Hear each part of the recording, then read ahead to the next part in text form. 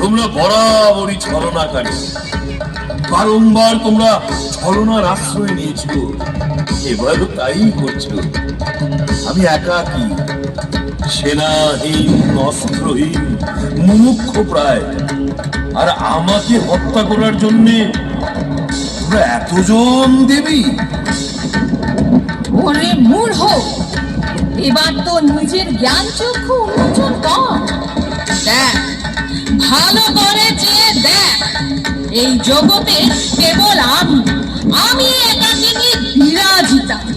চোখের সামনে স্থাবর জঙ্গম যা কিছু দেখতে পাচ্ছিস সব আমার থেকে সৃষ্ট, এবং অন্তে আমাকেই লয় হবে।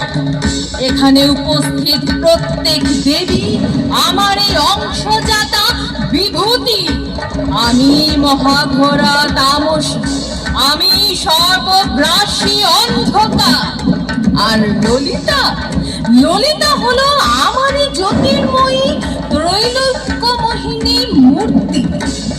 আমি এবং ললিতা উভয়ই এক। যা, এবার ললিতার চরণে তোর সকল পাপের ক্ষমা চা। সে পরম দয়াময়।